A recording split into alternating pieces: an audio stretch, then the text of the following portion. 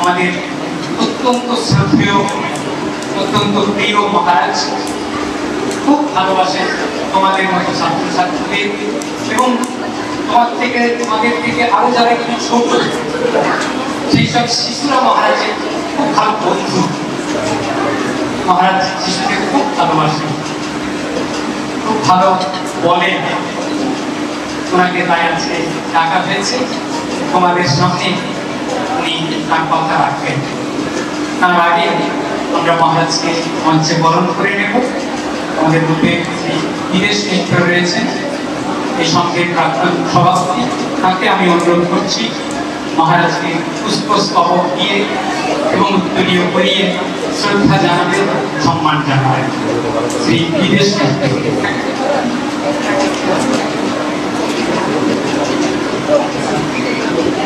পরম পূজনীয় স্বামী ভাস্করানন্দজি মহারাজকে শ্রদ্ধা জানানো হচ্ছে, সম্মান জানানো হচ্ছে। আমাদের সকলের এই বিদেশ মিত্রতাকে প্রণাম করছেন।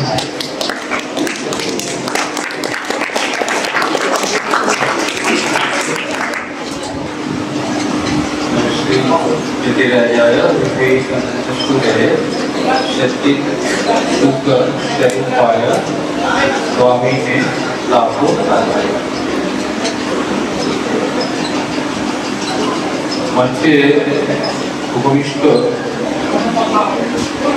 श्रद्धेय जीवन बंदोपाध्याय महाशय, शिवराम पांडा महाशय, भाई देवनाथ, अन्यान्य विशिष्ट अतिथिवर्ग आছেন।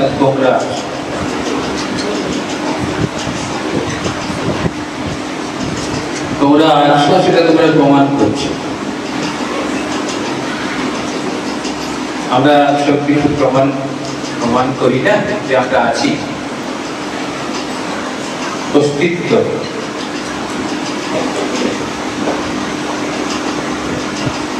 আমাদের অস্তিত্বকে আমরা প্রমাণ করি কিভাবে? ছোট শিশু যখন ভূমিষ্ঠ হয় সে কি করে? বলো বলো, কাঁদে। কি বলে? আমরা শুনি তোমা তোমা তোমা। রামকৃষ্ণদেব বলছেন কে কাহা কে কাহা কে কাহা।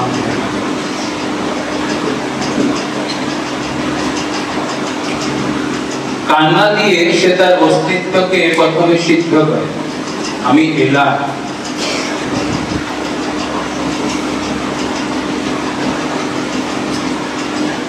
অস্তিত্বকে শুধু এইভাবেই যে প্রমাণ করা যায় তা নয়। তোমরা কখনো নিজেদের এমন অবস্থা হয়েছে যে নিজেরাই অবাক হয়ে গেল? হয়েছে কি? একটা দুঃসাহসিক কাজ করেছো, এত সুন্দর সেজেছো, ভালো কথা বলেছো, বন্ধুর জন্য রাত জেগেছো, তারপরে মনে হয়েছে কি আরে এটা আমি কিভাবে করলাম? আমি তো নিজেকে অনেক সেই ধরনের পর্যায়ে ফেলছিলাম, আর কি করে আমার পক্ষে সম্ভব হলো? আমি তো বাস্তবের সঙ্গে যোগাযোগ রেখে তোমাদের সামনে দাঁড়াতে চাই, আর তোমাদেরকেও টানতে চাই। জীবনদা যেভাবে করে, আমি জীবনদার বলা শুনেছি অনেক। জীবনদা তার জীবনের সাধনা ও ব্রত হিসাবে দু ভাই, এরা বড় ভাই আসছে। বড় ভাইয়ের এলেই বুঝতে পারতে কতটা ধমক খাবে যদি চঞ্চল হও। তারপরে আর তোমরা কথা বলতে পারবে। কেন? যে জীবন অপরের জন্য দিতে প্রস্তুত, সে জীবনের কথা মানুষ শোনে। স্বামী বিবেকানন্দ বলছে পাশ্চাত্য জগতের বুকে, এবং তিনি বলছেন আমি জানি যে আমি দিচ্ছি, আর ওরা জানে যে ওরা পাচ্ছে। এই যে স্বকীয়তা। আরেকটা প্রশ্ন করি, তোমরা কি গৌরব বোধ করো নিজের জন্য? তোমরা কি গৌরব বোধ করো স্কুলের জন্য? তোমরা কি গৌরব বোধ করো গ্রামের জন্য? তোমরা কি গৌরব বোধ করো শহরের জন্য? তোমরা কি গৌরব বোধ করো দেশের জন্য? করো কি? হয়তো 15 আগস্ট এলে, 26শে জানুয়ারি এলে আমাদের একটা আনন্দের শিহরণ জাগে না? স্বামী বিবেকানন্দ বলছেন, তোমরা দেশকে ভালোবাসো কি দেশের মানুষকে ভালোবাসো কি?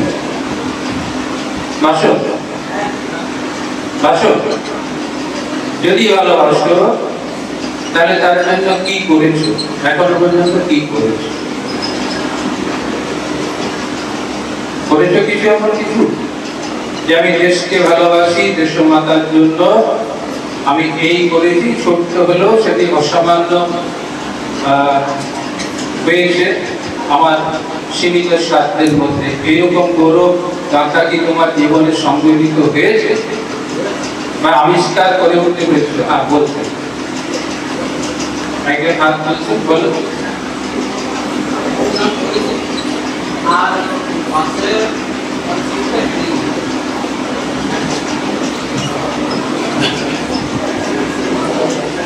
আপন দান করেছি, বই দান করেছি, আর পাশে একজন অভিনেত্রীকে সিট ছেড়ে দিয়েছিল। তার মানে সেবাব্রতে নিজেকে নিয়োগ করেছে, তার একটি ভাবনা, সেটি বিবেকানন্দের নিজস্ব ভাবনা, যদিও আগেও হয়েছে। আমি তোমাদের একটা ঘটনা শুনি। তিনি বলছেন, আমি ইউটিউবেই শুনেছি, তিনি বলছেন, তিনি স্বামী জ্ঞানপ্রদানন্দজি, তিনিও বলছেন আমি শোনার পরে চোখে জল ধরে রাখতে পারি। মানুষ কখন কাঁদে? যখন তার হৃদয় স্পর্শ করে কিছু হয়, তাই না? তাই তো?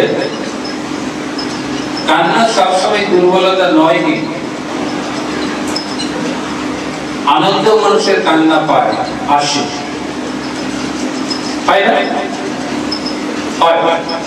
চোখগুলো চিকচিক করে উঠলো, চোখের দুকোণে জল গড়িয়ে পড়লো, এত আনন্দিত হয়েছে যে আনন্দের প্রকাশে ওই দুই চোখের ধারা দিয়ে সে বোঝালো যে আমি এত পরিমাণ আনন্দিত হয়েছি, ওই অশ্রু প্রবাহিত হতে হবে। আমি তোমাকে ঘটনাটা শুনি, ভালো লাগে। জীবনে জানেন আমি যে প্রতিষ্ঠানের সঙ্গে, তার আগে বলি এখানে সোদপুর স্কুলের মেয়েরা আসে না, আমি বললাম আমি ওই স্কুলে পড়েছি, একটু ভুল হলো, তোমরা সোদপুর গ্রামের স্কুল থেকে এসেছো, আমি সোদপুর কলেজই হাইস্কুলে। আমি দেখলাম যখনই বললাম যে আমি তোমার স্কুলে, মেয়েটি চমকে উঠল। অবজারভেশন করতে হয় কোথায় কোথায় ছুটছে। এই একটা হলো আমার স্কুল, সে একটু চমকালো, পাশের মেয়েটি গেল সদ্য শিবশঙ্কর চক্রবর্তী মহাশয়, ইন্টারন্যাশনাল ফিগার, তিনি গাড়িতে যাচ্ছেন, জ্ঞানপ্রদানন্দজি সদ্য প্রয়াত শরণানন্দজি সচিব ছিলেন, তিনি বলছেন, খুব সুন্দর বলেন, বলছেন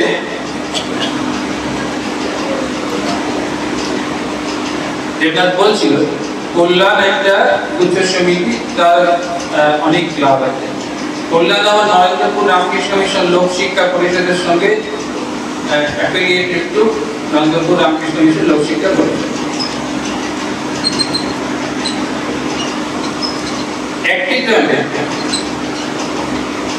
তাদের স্কুল অনেক দূরে যেতে হয়, তারা কি করলো নিজেদের গ্রামে স্কুল করলো,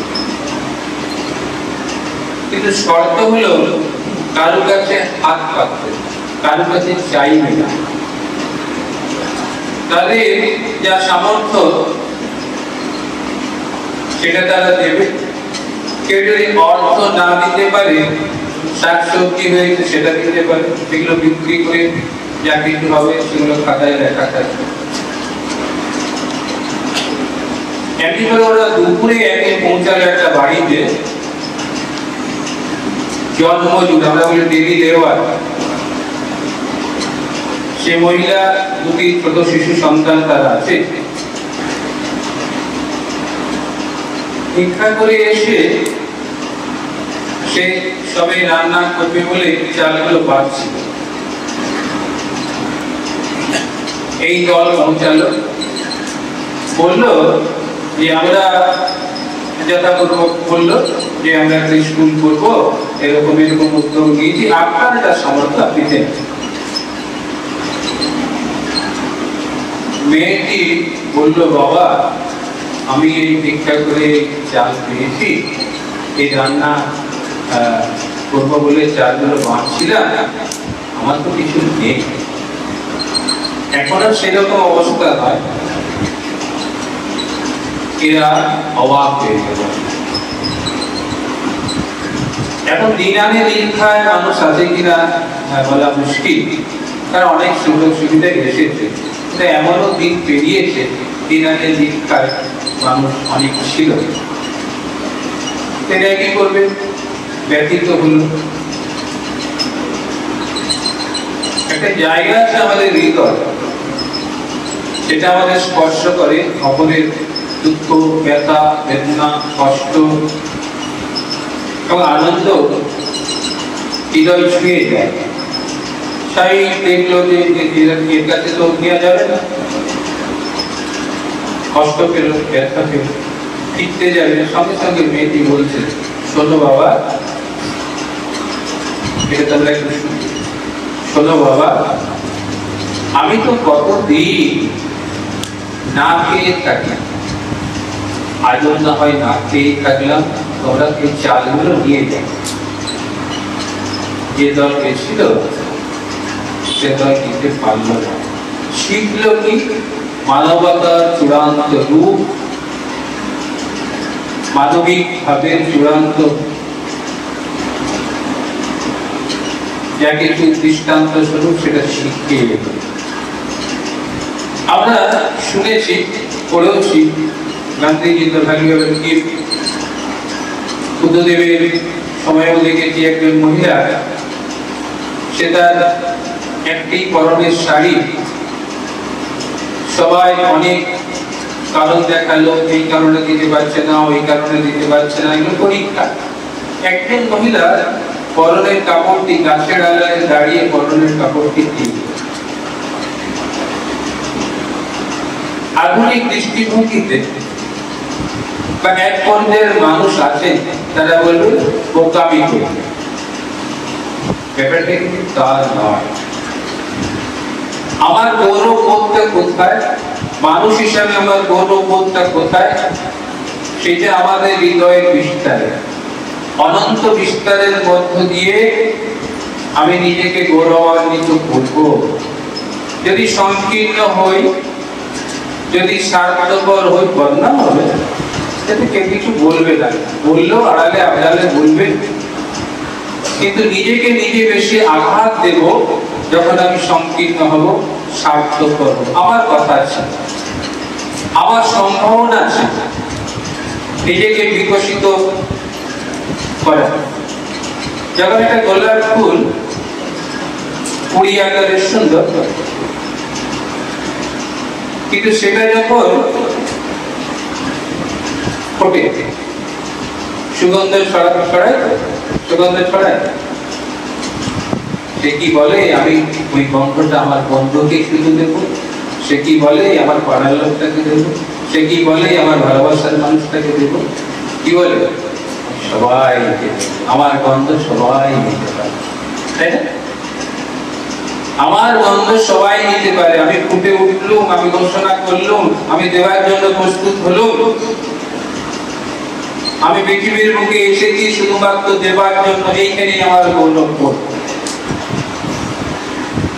এই যে যুব সম্মেলন, অনেক জায়গায় পাঠচক্র হয়, কেন?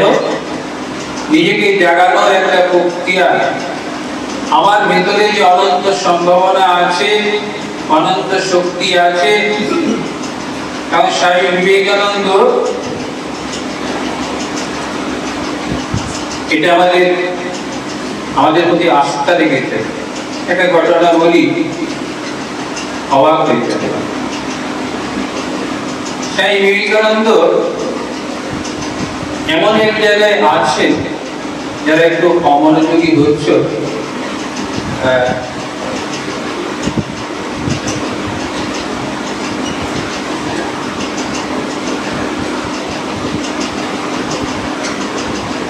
বিবেকানন্দ এমন এক জায়গায় আছে, 700 কিলোমিটার পাড়ি দিয়ে দুটি কম বয়সী মেয়ে, sister Christie and Mary Franti, can you imagine একটা মানুষকে দেখতে যাচ্ছে 700 কিলোমিটার পাড়ি দিয়ে, গিয়ে কি বলছে, আর যদি যিশু থাকতে তাহলে যিশুর কাছে যে ভক্তি নম্র শ্রদ্ধা চিত্তে আসা উচিত ছিল, আজ আপনি আছেন, আপনি যিশুর মতনই ব্যক্তিত্ব, আপনার কাছে। বিবেকানন্দ কেন মহান? বিবেকানন্দ বলছে, আর যদি যিশু থাকতে আমি বুকের রক্ত দিয়ে তার পা ধুইয়ে দিতাম। এই যে মহৎ ভাবনাগুলো, মানুষ কি করে মহৎ হয়? মানুষ যখন নিজেকে আবিষ্কার করে, করার মধ্য দিয়ে এই ভাবনাটি তার হৃদয়ে প্রকটিত হয় যে আমাদের চলাটা একসাথে, একলা। এই যে দেখো, বলেই ফেলি, না বলে উপায় নেই, আমি অনেক কবিতা লিখলাম। ওই যে একটি ডাক্তারি করছিল মেয়ে, কি ভেতরের কারণ আছে সেটা আমি বলতে চাইছি না, আমি জানিও না। একটি প্রাণ বা একটি কুড়ি নিঃশেষে ঝরে গেল, ধরে তো গেল। মা বাবার অশেষ কষ্ট, ইন্টারভিউ দেখেছি, বাবা আমার এগুলোতে রুচি আছে। রুচি আছে এই অর্থে, জাগরণ বিবেকানন্দের কথা কোথায় বলছে, বিবেকানন্দের ভাবনা কোথায় স্পর্শ করছে, যারা করছে তারা বুঝে উঠতে পারুক বা না পারুক। বিবেকানন্দ বলেছিলেন, যখন বিধবা বিবাহের প্রাসঙ্গিকতা নিয়ে কৃষ্ণচন্দ্র বিদ্যাসাগর মহতি কর্ম করছেন, কোন অংশে খাটো না করো, তিনি চুলচেরা বিশ্লেষণে কি সুন্দর করে তাকে যখন প্রশ্ন করা হয়, আপনি বিধবাদের সম্বন্ধে কি বলেন, খুব শুনতে কঠোর লাগবে, আমি কি বিধবা? তারপরে যে কথাটি অনুধাবনযোগ্য, ওদের শিক্ষা দিয়ে ছেড়ে দাও, ওদের ভাগ্য ওরাই নির্ধারণ। কত সুন্দর ভাবনা এবং কত সুন্দর স্বাধীনতা, বিবেকানন্দ স্বাধীনতার freedom in the song of the soul কথাটা তার আছে। এই যে আমরা স্বাধীনতা বলি, প্রকৃত স্বাধীনতা কোথায় সেটা বিবেকানন্দ জীবনের আঙ্গিকে বুঝিয়েছে। এই বলে আরেকটা বললেন, কতগুলি বিধবা স্বামীর উপরে সমাজের উন্নতি নির্ভর করে না। আমরা তো সেইভাবে পড়ি না, আমরা তো সেইভাবে বুঝে উঠবার প্রয়াস করি না। কথা বললেন, ওদের চিন্তা, ওদের শিক্ষার আলোকে নিয়ে এসো। শিক্ষা কি করে? চেতনার পরে বিপ্লব বলছে, বিপ্লবের দুটি ধারা আছে। এটা অন্তর বিপ্লব, ভেতর থেকে এমন বিপ্লব হলো, কেউ বুঝলো না, কেউ দেখলো না, কিন্তু ওই মানুষের সংস্পর্শে এসে আরো কত শয়ে মানুষ নিজেদের রূপান্তরিত করে ফেললো, সেটাই ভেতর বিপ্লব। আর আরেকটা তো বাইরের দিকে রূপ আছে, সেটাও কম যায় না। সংঘবদ্ধ হওয়ার একটা উন্নত মানসিকতা যদি নিঃস্বার্থপরতার ভূষণে ভূষিত হয়, স্বার্থপরতাকে সামনে রেখে যখন আমরা সংঘবদ্ধ হই, তার বিষম রূপ আমরা দেখছি। এই মেয়েটি যে অকাল প্রয়াণতার হলো, আমি অনেক রাত জেগেছিলাম যেদিন পুরুলিয়াতে অন্যত্র মিছিল বেরোবে, পরপর 3-4টি কবিতা লিখেছি। যারা মিছিলে যাবে বলবে বাহাদুরি করছো, বাহাদুরি করিনি, আমি ওর সঙ্গে জড়িয়েছিলাম নিজেকে। একটি মেয়ের ব্যথা বেদনা নিঃশ্বাসে শেষ হয়ে যাওয়া, তার সঙ্গে নিজেকে জড়িয়েছিলাম। আর কিভাবে উঠছে তারা, কিভাবে যাচ্ছে তারা, বিবেকানন্দের মানুষ না মানুষ সেই শিক্ষা, সেই চেতনাকে আশ্রয় করে সেটা দেখতে অনেক রাত জেগেছিলাম। পরে পরে সেই ধারা এখন একটু মন্দা চলছে। একটা যে ঢেউ উঠলো, একটা প্রাণের জন্য যে এত প্রাণ সংযুক্ত হয়ে গেল, কি হয়েছিল কি এর আগে? এর আগে সেভাবে হয়নি। মানে অনেক কিছু হয়েছে, ঘটনা ঘটতেই থাকে।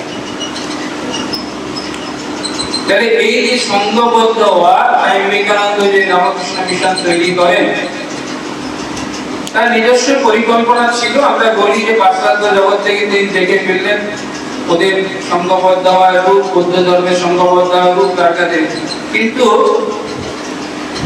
খুব তলিয়ে যদি ভাবি, আর আমরা কিছু কিছু বক্তব্য যদি শুনি, আমি শুনি অনেক বক্তব্য শুনি। স্বামী সুপর্ণানন্দজি মহারাজ অত্যন্ত মৌলিক, স্বামী বলভদ্রানন্দজি মহারাজ, তাদের বক্তব্যের মধ্যে এত গভীরে জিনিসগুলো উঠে আছে, আমি অবাক হয়ে যাই। এই যে দেখো, বিবেকানন্দ মাঝে মাঝে এত আনন্দময় পুরুষ, কিন্তু মাঝে মাঝে ম্রিয়মান হয়ে থাকতে যারা তাকে এত আনন্দময় পুরুষ হিসাবে চিনে, তারা কষ্ট করেছে। নামগুলো এখন আর মনে নেই।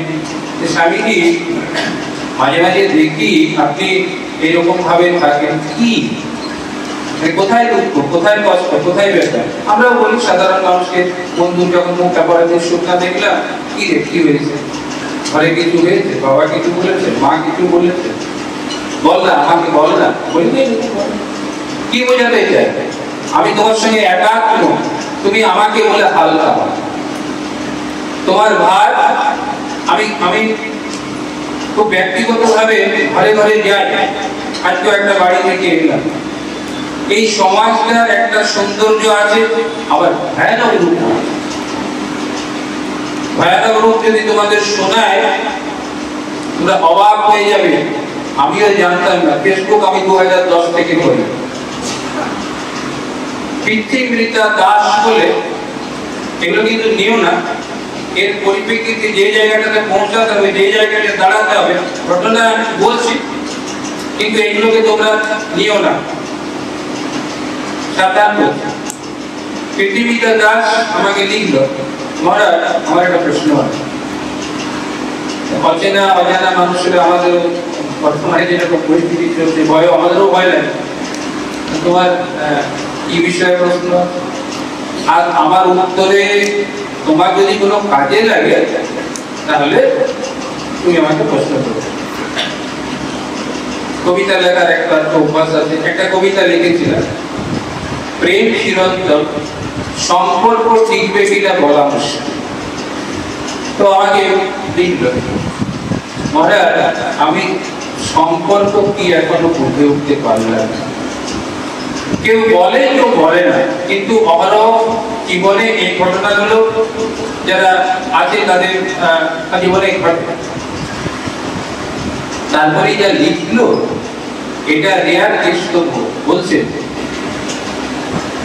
আমি মা বাবাকে দেখেছি প্রতিদিনের ঝগড়া, নিত্যদিনের খবর।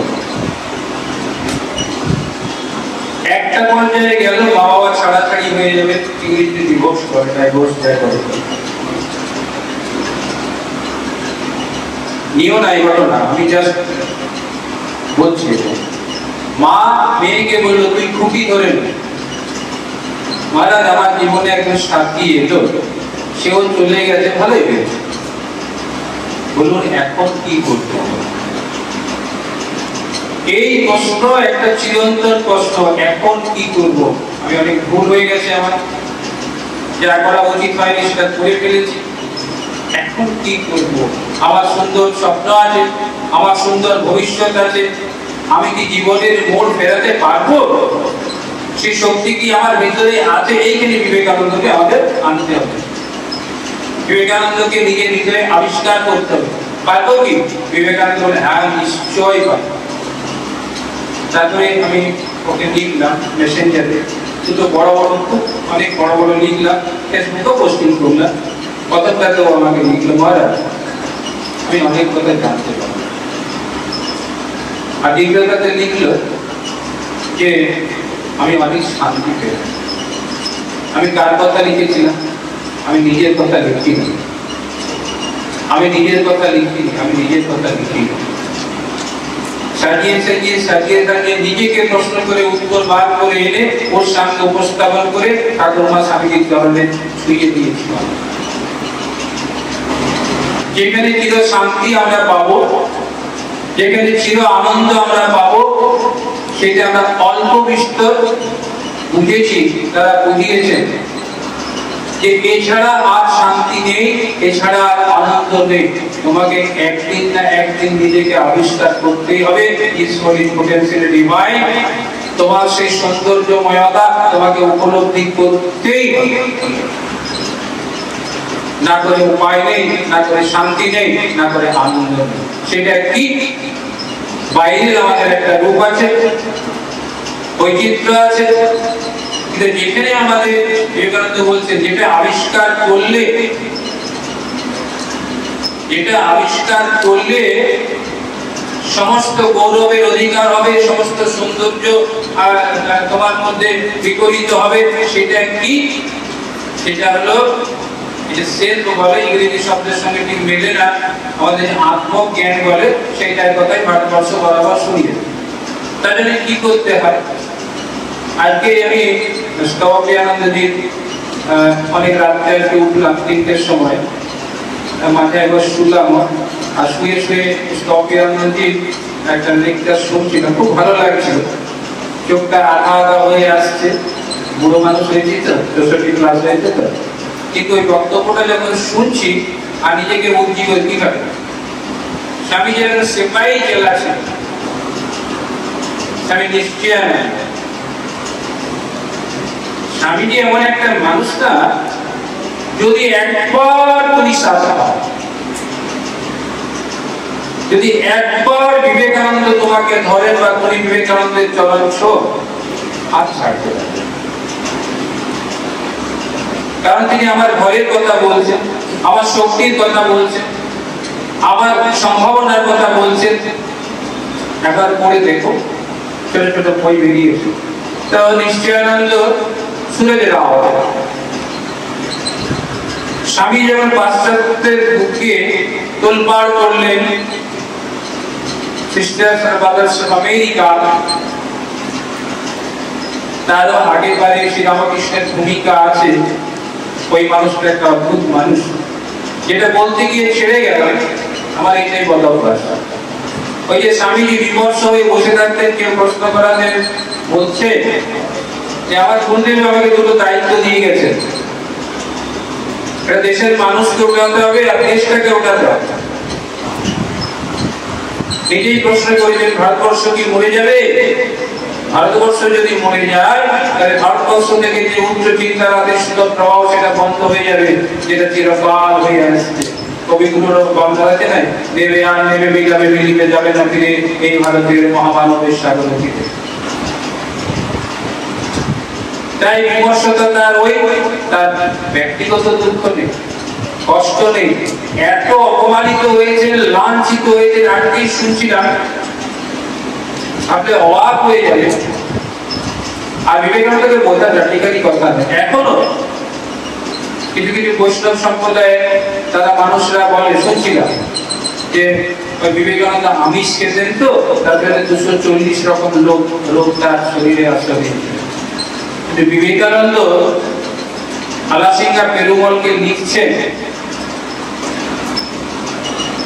অবস্থা ভয়াবহ, কোনো পথ দেখতে পাচ্ছি না, ওখানে ঠান্ডা। এখনো বলছে একটা ঘটনা, এই কয়েক সেকেন্ড মেট্রো থেকে বেরিয়ে বাড়িতে যাবেন, বলছেন এখন পটাকায় কাঁটা দিয়ে গেল, একজন বলছেন। তা বিবেকানন্দ বলছেন গরম কাপড়ের দরকার। বলছেন বস্টনে আছে, ট্রেনে একজন মহিলার সঙ্গে পরিচয় হয়েছিল, সেখানে থাকার দরুন 1 পাউন্ড তার খরচ কমে যাচ্ছে, কিন্তু ভারতবর্ষ থেকে আসা এক অদ্ভুত জীব তারা দেখাচ্ছে ডেকে ডেকে যে ভারতবর্ষ থেকে অদ্ভুত জীব, অদ্ভুতই তো বটে, বিবেকানন্দকে না বললে অদ্ভুতই তো বটে। বিবেকানন্দের জ্ঞান, গরিমা, পবিত্রতা যে কেউ দেখে বুঝতে পারে যে এটা অনন্য সাধারণ পুরুষ, সেটাকে চিনুন না চিনুন, কিন্তু বলছে এত ঠান্ডা, আগে গরম কাপড়ের দরকার, পথ দেখতে পাচ্ছি না, তারপরে বলছে আমি তো নিজের ইচ্ছায় আসিনি, যিনি আমাকে নিয়ে এসেছেন, কি জন্য গেছিলেন, ওই ভারতবর্ষকে ওঠাতে হবে, ভারতবর্ষের মানুষকে জাগাতে হবে। এই যে দাঁড়িয়ে তুমি প্রশ্নটা করছো না, এই প্রশ্ন করার অধিকারটা ছিল। প্রশ্ন করার অধিকার যখন হারিয়ে যায় তখন মানুষ কি হয়, কুমড়ে কুমড়ে কাঁদে। তার বলার আছে, তাকে বলতে দেওয়া হচ্ছে না, বাক স্বাধীনতা হরণ করে নেওয়া হচ্ছে। এই চীনের কথা আমরা বলি, আমাদের রঞ্জিতা বলে একজন ছিলেন, জায়গাটা আমি একটা ভুল বলে ফেলি, নাকি বলো, যাই হোক, ছাত্র আন্দোলন হলো, এমন ভাবে নির্মম হত্যা করা হলো, আমরা বলি চীন খুব উন্নত, কিসের উন্নত? সে তুলনায় আমাদের ভারতবর্ষ অনেক উন্নত। ভারতবর্ষের বাক স্বাধীনতা আছে, ভারতবর্ষের গণতন্ত্র প্রকাশ করার ক্ষমতা আছে। এইরা স্বামীজি, মা ঠাকুর এসে তার পুনরুজ্জীবিত, অন্যান্য মহাপুরুষদের নিশ্চিত অবদান আছে, কিন্তু এরা যেভাবে উজ্জীবিত করেছে, তাই সুরজরাও সৈনিক বিভাগে কাজ করতেন। এই স্বামীজি আসবেন, সে অদ্ভুত। এখানে ছিলেন, তার আগে অন্য জায়গায় সব একটা মানুষের জন্য মানুষ পাগল হয়ে গেছে, ট্রেন দাঁড়াবে না, তারা সব সামনে দাঁড়িয়ে ট্রেন আটকে দিচ্ছে। তাই সুরজরাও সে কি করলো, সে এত উদাসীন হয়ে গেল, ওই সেনা বিভাগের ওরা বললো যে নিশ্চয়ই কিন্তু মাথাটা দেখা যাবে, মাথায় বরফ দিয়ে, কিন্তু তারপরে দেখতে কিছুতে কিছু হচ্ছে না, তাহলে ছেড়ে দেয়, একে দিয়ে কোনো সেনা বিভাগের কাজ হয় না। কিন্তু তার তো তা হয়নি। সমুদ্রের তীর দিয়ে ছুটে ছুটে দৌড়ে দৌড়ে আসছে, আর সমুদ্রের তীরে তীরে জেলে মারা, যাদের বলছেন স্বামীজি এবার নতুন ভারতবর্ষ বেরোবে, জেলে মারা এবং করে কত সুন্দর, এই লাঙ্গল থেকে বেরোবে, মোনাওয়ালা রোডের পাশ থেকে বেরোবে, দেখছেন প্রদীপ জ্বলছে। কিসের প্রদীপ জ্বলছে? বলছেন যে জানতে নেই হোক দেবতা আ গয়া হ্যায়, জানো না তোমরা, দেবতা চলে এসছে, ছুটতে ছুটতে আসছে, বেলুন মঠে পৌঁছায়। What is the obedience? আজ্ঞাবহতা কাকে বলে? মানুষের যে উত্থান হবে, মানুষ যে জাগবে, তার কতগুলো বেসিক কোয়ালিটি আছে, তার মধ্যে আজ্ঞাবহতাটা একটা অতি সুন্দর কোয়ালিটি।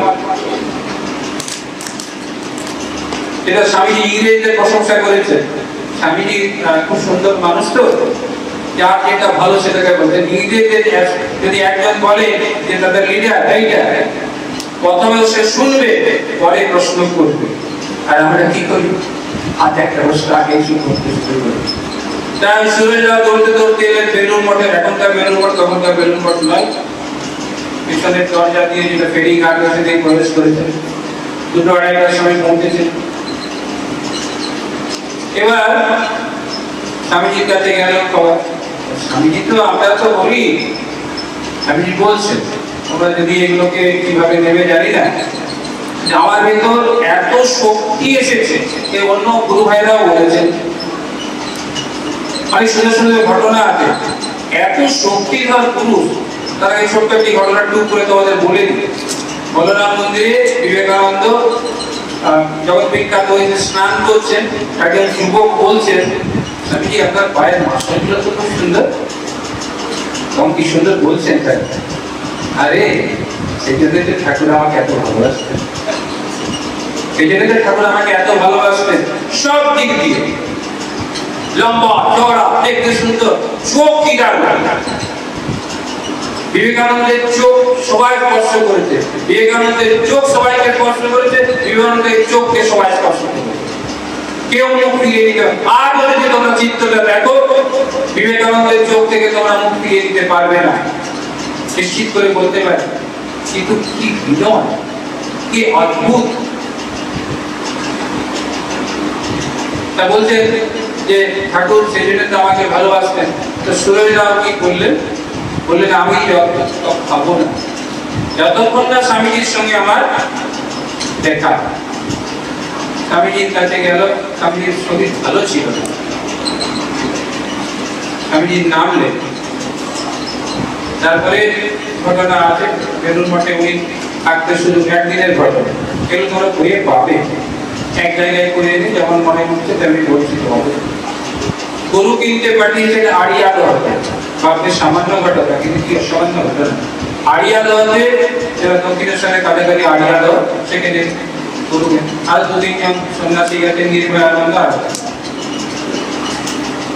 গঙ্গায় জোয়ার এসেছে, গরুকে তোলা হয়েছে নৌকায়। গরু পইলে অত উত্তাল পাতাল অবস্থা, জোয়ার জোয়ার দেখেছো ডোবরা গঙ্গা, কখনো দেখেছো? উত্তাল পাতাল অবস্থায় গরু, এখন গরু কি করেছে, ছিল গঙ্গায়। সুরজরাও দড়িটা ধরে তিনিও থাকবেন। সুরজরাও তো ভাসিয়ে নিয়ে যাচ্ছে, গরুও ভাসছে, ওর মধ্যে এই গরুর মুখে জল দিয়ে দিয়ে সালকিয়াতে গিয়ে উঠলেন। যারা হাওড়া থেকে জানো, সালকিয়াতে গিয়ে উঠলেন। পরে ওই গরু দড়ি ধরে এনে স্বামী তুই আচ্ছা তো বোকা, একটা গরুর জন্য জীবন দিতে গেছি, আমরাও এইভাবে করবো। সুন্দর করে বলছেন, আপনি তো স্বামীজি, আপনি তো গরু আনতে বলেছিলেন। এই যে তোমরা, এই যে দুটি মেয়ে শোনো না, এই যে হলুদ হলুদ হলুদ জামা আর তুমি, ভালো লাগছে না বাবা? দেখো না, একটু শোনো না, আমি অত কর্কশ বলতে পারি না, ঠিক আছে? এই কথা যদি ভালো না লাগে না, তাহলে খুব মুশকিল। জল দিয়ে দিয়ে সালকিয়ে দিয়ে উঠলেন। স্বামীজি বললেন যে আরে নিশ্চয় তুই আচ্ছা বোকা, একটা গরুর জন্য নিজের জীবনটা দিয়ে গেলি। স্বামীজি, আপনি তো গরু নিয়ে আসতে বলেছিলেন, গরু ছেড়ে আসতে তো কি অসামান্য। আপনি তো গরু নিয়ে আসতে বলেছিলেন, আপনি তো গরু ছেড়ে আসতে বলেননি, তাতে প্রাণ যায় আছে না? রঘুকুল রীতি সদা চলি আই, প্রাণ যায় पर वचन न जाई, আছে না? সত্যের জন্য স্বামী বলছেন, সত্যের জন্য সবকিছু ত্যাগ করা যায়, কোনো কিছুর জন্য সত্যকে ত্যাগ করা। যদি আমাদের জীবনে একটা এম থাকে, লক্ষ্য থাকে, জীবনটাকে বুঝতে পারি, জীবনের বিস্তৃতি আমরা বুঝতে পারি, জীবন কত দূর এগিয়ে যাবে বুঝতে পারি, তাহলে আমরা সত্যকে গ্রহণ করতেই আমাদের হবে। আর না হলে সামান্য জীবন আয়াদান ভাড়া করে থাকে, মাথা কাঁদো, দুঃখ হবে, ব্যথা হবে। আমার কষ্টের জন্য অন্যকে দোষ দেবো, তুমি কষ্ট করো, তোমার অন্যকে দোষ দিয়ে কি লাভ? আমি নিজেকে শক্তিশালী করতে পারিনি, তাই আমি কাঁদছি। কাঁদবার জন্য আমরা আসিনি, আমরা কাঁদবার জন্য আসিনি। আর যদি কাঁদতেই হয়, তাহলে এই যে আপামর যারা শিক্ষা এবং সেভাবে দেখতে পায় না, যারা এখনো পর্যন্ত সফলতা এসে বলেন এখনো পর্যন্ত খেতে, তাদের জন্য কাঁদো, তাদের জন্য প্রাণ কাঁদো। তবেই তো তুমি মানুষ, তবেই তো মানুষ হিসাবে তোমার গৌরব, তবেই তো যুব সম্মেলনের সার্থকতা, তবেই তো পাঠকের সমস্যাটা কি হবে? হবে হৃদয়ের অনন্ত বিস্তার, আমূল পরিবর্তনে। স্বামীজি বলছেন আমি আমূল পরিবর্তন চাই। সেটা যখন কখন বুঝবো যে আমি আত্মা, আমার দেহ চলে যেতে পারে, আমার মন চলে যেতে পারে, আমার বুদ্ধির বিভ্রম হতে পারে, কিন্তু আমার ওই বিভ্রাট হবে না যে আমি চিরকাল থাকবো। কত সুন্দর সুন্দর ঘটনা আছে, সেই নিঃসন্দেহে আরো সুন্দর সুন্দর ঘটনা আছে। সন্ন্যাস দিলেন একটা খুব অপূর্ব ঘটনা আছে। এটা শেষের দিকের ঘটনা। স্বামীজির শরীর চলে গেছে, স্বামীজির শরীর চলে গেছে। এগুলো অনেক যদি হয় না সে বইগুলো থেকে জানা যায়। এত এত এত ভালোবাসে। ওর মধ্যে কেউ বলেছে কাঠের অভাব হয়েছে, কেউ বলেছে যে স্বামীজির মাথাটা ভেঙে দিতে। गुरुजरा बोलते जो कोई स्वामी जी का सिर तोड़ देगा उसका सिर हम तोड़ देंगे। শরীরে প্রাণ নেই, আমরা বলি সব হয়ে গেছে, আমরা বলি বার করে দে, আমরা বলি লোহার পেড়ে কুচে দে, সব আপনতা বুঝে গেল। আর নিশ্চয়ানন্দ বলছেন যে কেউ স্বামীজির মাথা ভেঙে দেবে আমি তার মাথা ভেঙে দেবো। তারপরে নিজেই গাছ থেকে উঠলেন, গাছের শুকনো ডাল বানালেন। এই আজ্ঞাবহতা, এই আজ্ঞাবহতা যদি আমাদের জীবনে আসে, নম্রতা যদি আমাদের জীবনে আসে, ধৈর্য যদি আমাদের জীবনে আসে, তাহলে আমরা নতুন মানুষ হয়ে যাব। শ্রীরামকৃষ্ণ দেব এসেছেন, গ্রাম সৃষ্টি হয়েছে, এসেছে নতুন মানুষ। দেখবি যদি আরেকজন তার বিবেক ও বৈরাগ্য ঝুলি দুই কাঁধের সাথে নতুন মানুষ। কেমন মানুষ? বিবেকানন্দ সেই রকম ছেলা। তিনি কখনো শ্রী রামকৃষ্ণ দেবের যা দর্শন, যা উপলব্ধি, সেগুলো পরখ না করে মেনে নেননি, উড়িয়ে দিতেন, গুরুকেই উড়িয়ে দিতেন। সে সামর্থ্য আমাদের নেই। বলতে তোমার মনের ভুল, তাই মা কথা কয় যে ও মনের ভুল। শ্রী রামকৃষ্ণ পরীক্ষিত সত্য, তার জন্য পরবর্তীকালে বলছেন latest and most perfect. Vivekananda Shri Ramakrishna অঙ্গাঙ্গি ভাবে জড়িত। যদি তোমরা ধারাবাহিক ভাবে পড়ো, অনেক বই আছে, পরবর্তীকালে পড়বে, কিন্তু মূল স্পিরিটটা কোথায়? এই বড় সুন্দর এখনকার ঘটনা একটি বলছে।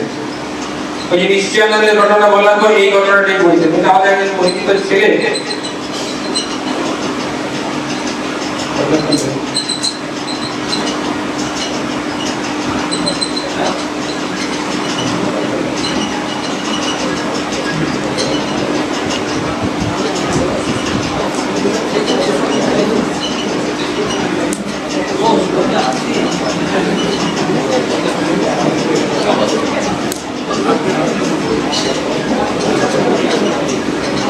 শেষ করে আনছি, বলার আছে, আমি আপনারা অনুমান করতে পারি। আর বড় কথা আসছে, এই ঘটনাটা শেষ করতে